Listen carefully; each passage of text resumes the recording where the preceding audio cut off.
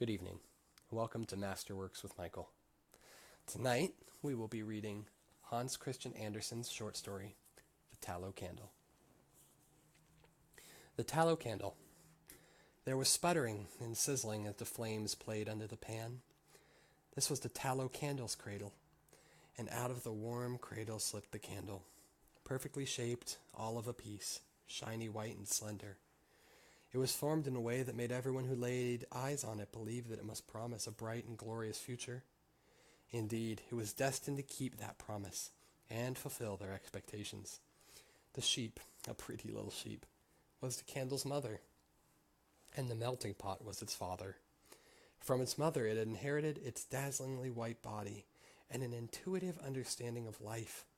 But from its father it had acquired the desire for the blazing fire that would eventually reach its very core and shine the light for it in life.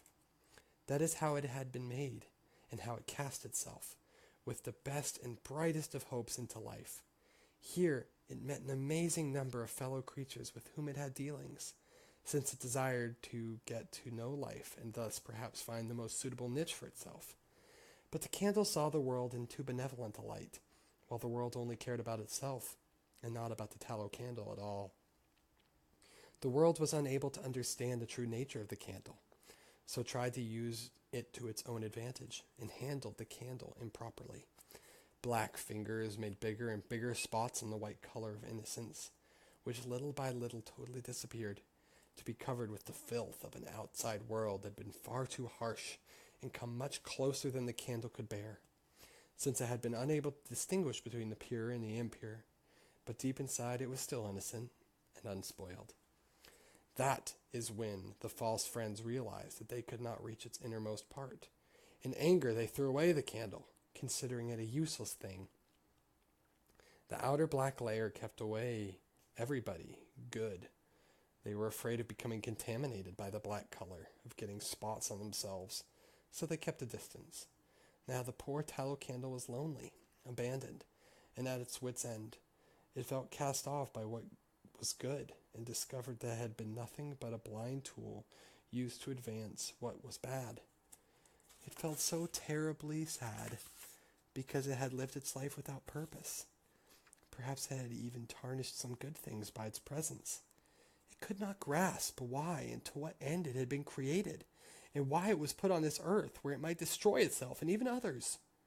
More and more, increasingly deeply, it pondered the situation, but the more it thought, the greater its despondency, since it could not find anything good at all, no real meaning for itself, or see the purpose it had been given at birth. It was as if the black layer had also thrown a veil over its eyes. That was when it met a small flame, a tinderbox.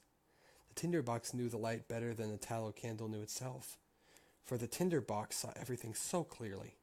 Right through the outer layer and inside it found so much good. Therefore it went closer, and bright hopes emerged in the candle. It lit up, and its heart melted. The flame shone brightly, like a wedding torch of joy. Everything became bright and clear, and it showed the way for those in its company, its true friends, and helped by the light, they could now successfully seek truth. The body, too, was strong enough to nurture and support the burning flame. Like the beginnings of new life, one round and plump drop after the other rolled down the candle, covering the filth of the past. This was not only the bodily, but also the spiritual gain of the marriage. The tallow candle had found its true place in life, and proved that a true light shone for a long time, spreading joy for itself and its fellow creatures. So we finished this short reading, this very short story by Hans Christian Andersen. As always, we hope you enjoyed this reading and look forward to more readings with you all.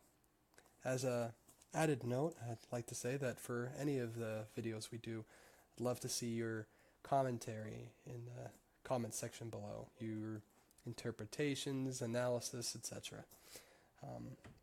I've often found that